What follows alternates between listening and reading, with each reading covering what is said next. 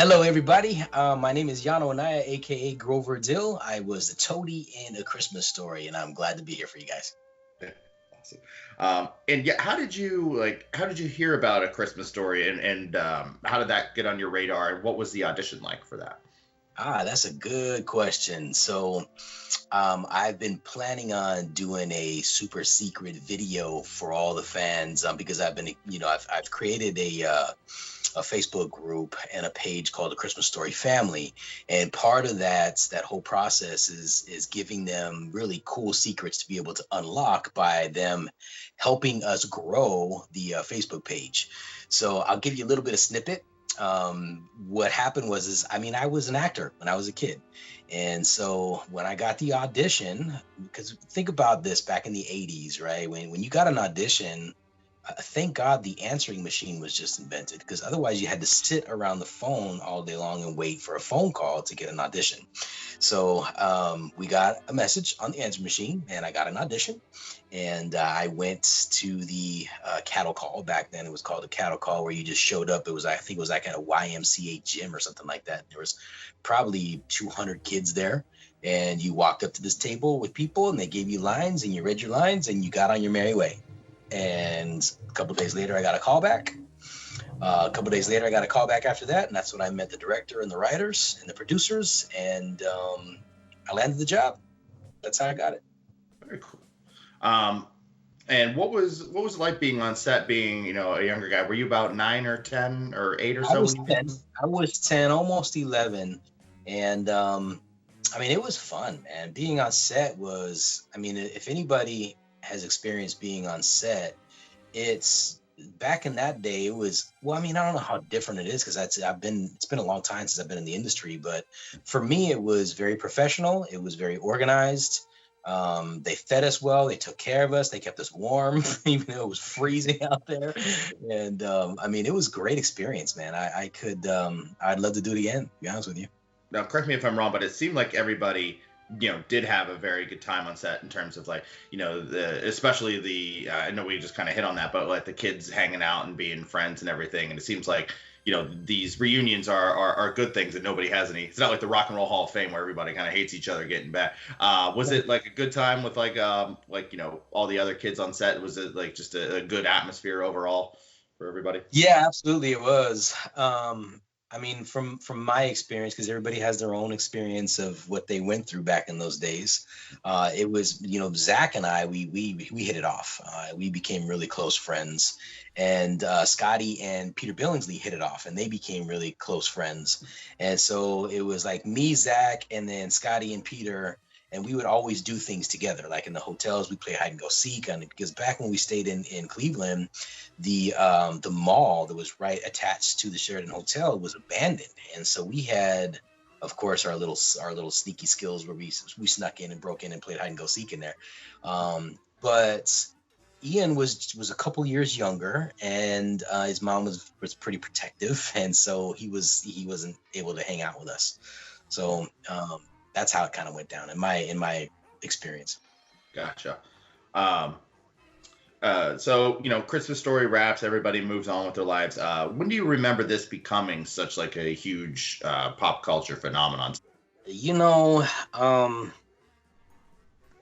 I'd have to say it was the late 90s, mid to late 90s is when it really started getting traction. I mean, even when TBS picked it up, it really didn't get a lot of traction, um, probably until 4 or 5, maybe even 7 years in, is when everybody really started loving this. And so I would have to say mid 90s. That's when it really started getting some serious traction. And it wasn't until 2006 when I did my first autograph signing when I really truly realized that, this movie, it has really emotionally affected a lot of people because it speaks to their heart, speaks to their life. It becomes part of their Christmas, which, Christmas is all about family, and it's about, uniting with family, and it's about sharing um life with each other, and A Christmas Story now just happens to be a part of that process, which is incredible. I remember one of the big things for me was going to the Christmas Story house in Cleveland. You know, when they renovated and everything. Have you been a part of that in any way? Have they invited you down there for anything involved with that, or? Yeah, we were there for the grand opening, which I believe was the 25th anniversary of A Christmas Story, and we did a lot of stuff with Brian, who's Brian Jones is the owner, and so I mean, yeah, Brian is awesome, man, and he's created something that is just, I'm like, you just expressed it, you know, the going to the Christmas Story house was like making it all real, you know what I mean? So I think that in the future we will be doing some more stuff with Brian. That's for sure. I will be. And what was your favorite memory from working on this film? Well, you know, there's I would say there's two parts of it. Um, the first awesome memory that I will never forget is actually the first flight to Cleveland, which was a first class flight from California. And the first class flight, you got to remember back in those days, that's when you got on the plane and first class was to the left, and then economy was to the back. And the co-pilot or the pilot would come out and introduce himself to everybody before they took off. They would give all the kids little, you know, wings, and they would bring food and drinks through. And I'll never forget when we were in the air and it was time for dinner. They actually had a chef on the flight, which was incredible.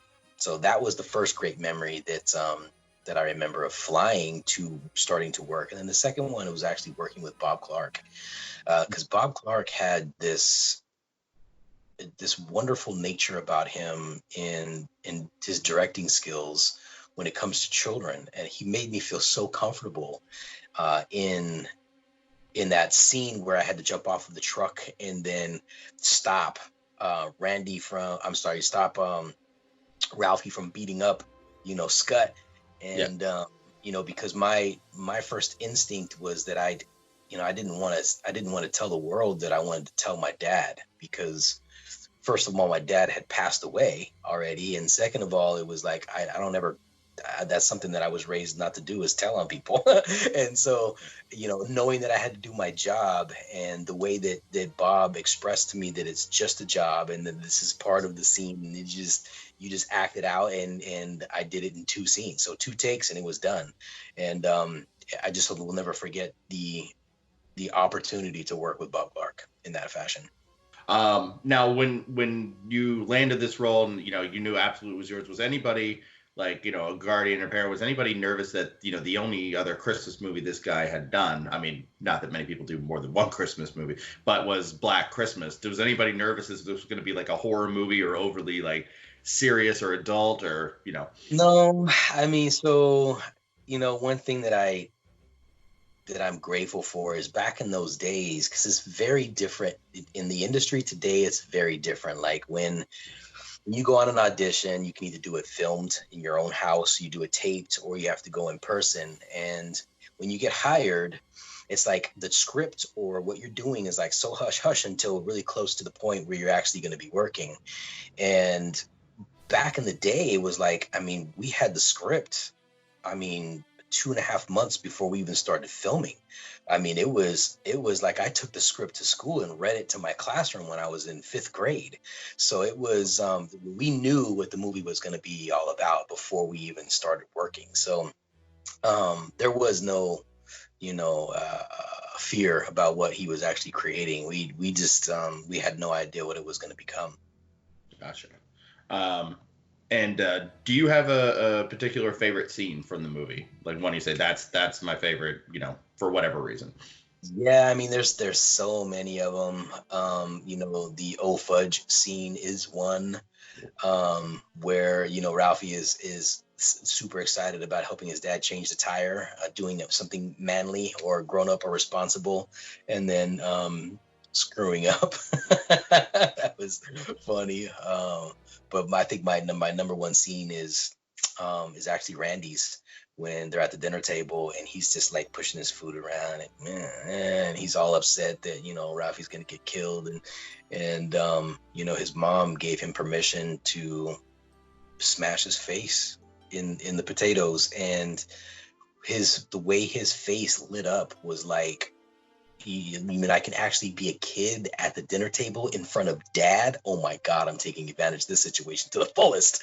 And so that was one of my favorite scenes, just because of the emotion that brought out of me being able to be yourself in front of your parents. You know what I mean? Which I think is super, super important to really understand that emotion nowadays is very hard to elicit when it comes to your children, you know what I mean? And your kids being authentic with you all the time. Lastly here, why do you think this film is so beloved? You know, that is a wonderful question, man. And I believe that the reason why A Christmas Story is so beloved is because it speaks to the hearts of kids. It speaks to the hearts of grandparents. It speaks to the hearts of parents, about that special time of year when it's Christmas. And I mean, when, you know, the whole plot of him really trying to figure out how to get his parents to allow him to get a BB gun. I mean, it's like almost every young boy, almost every, not every boy's, but, you know, almost every boy's passion or want is to have a BB gun at some point. And, you know, that all of the different experiences and emotions that Bob Clark and Gene put into this movie is I believe the reason why that it speaks to so many people. And I've, you know, trust me, I've talked to people that don't like the movie, and I've spoken to literally thousands of people that this movie is just, it's part of their life. It's been something that they've been watching their entire life, and it's a piece of the puzzle now that's glue that holds the family together during Christmas, because everybody either watches it together or it's on in the house at least once or twice or 20 times. You know? Yeah, and So, and yeah. it's definitely a part of my life. I've watched it my entire life, and it's strange. My wife and I, we go to the Christmas Story house every year. It's the same house, but it's, you know, it's tradition, you know, and we go, and it's and yeah, just having the ability to talk with you today, man, it was an honor. I really appreciate it. And yeah, we definitely will throw, if you want, here into the show notes, the information about the Facebook group and anything else you want to put in Yeah. there. Yeah. And So, what what kind of transpired this year was that there's not one of us, even though we try to do a lot of different stuff for the fans as the cast members, but because this movie has kind of taken hold as Americana and a classic Christmas movie, I've kind of taken it on myself to, and along with a marketing company who was a really good friend of mine, we kind of had a lot of conversations about how we can tie the cast and the fans together without having to go to a physical location. And of course, we have the internet.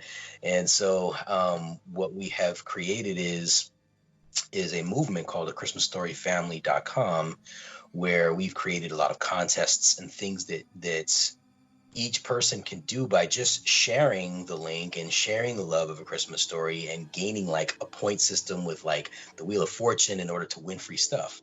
And so I think that, you know, our overall goal is to try to get as many fans as we can to the Facebook page, so that eventually we can move them into the life of Grover Dill and the life of the cast on YouTube, so that we can be there for the fans more than any other Christmas movie, or any other movie for that fact, in history. yeah, So that's our overall goal. very cool. Well, that sounds incredibly awesome. So any part I can be of helping and assist on that, I'm totally on board. Awesome. Well, thanks, man. I mean, you know, it's all it is just sharing your love for the movie, just having everybody go to the page and like it, so that we can start to be a part of their life, because that's what we do. Like just on Christmas Day, I announced the winner, right? So what we did for this year was that we gave away a personalized video to an individual, and also a free night at the Bumpus House. So whenever they want to go out there, they can stay at the Bumpus House, and then most likely next year I'll be at the house, so that that person that wins, hopefully they'll be around that time. You know, I will choose either her or another winner to spend the day with. You know what I mean? Kind of like what Ian used to do. And so, you know, those types of things are awesome for fans that, this is it's surreal to be able to hang out with somebody that you saw as a kid on TV your whole life. You know what I mean? Yeah. So I think it's special, man, and more actors should do this kind of stuff. But everybody's got their own life and their own. Well, So hey, well, let that. me know when you're out there at the Christmas Story House next year. I'll come out. Hopefully, I can shake your hand and meet you in person. Yeah. For sure. Absolutely. Well, yeah, once again, hey, I appreciate your time, carving out a little time for me here. And yeah, this was amazing. Thank you so much. I appreciate it. Sure, man. So once again, a christmasstoryfamily.com, and you can go to Facebook and look up A Christmas Story Family. There's a group, which I would recommend everybody to apply to get into the group. And then there's the page, which all you have to do is just like the page. And then I have a personal profile for Grover Dill, which you can just search for Yano Anaya and it'll pop up. And so, yeah, we're really trying to get all you guys together so that we can create a Christmas Story family. And eventually, we got some really cool stuff coming up in the works for this next year too. Cool, man. Thanks, guys. Appreciate you.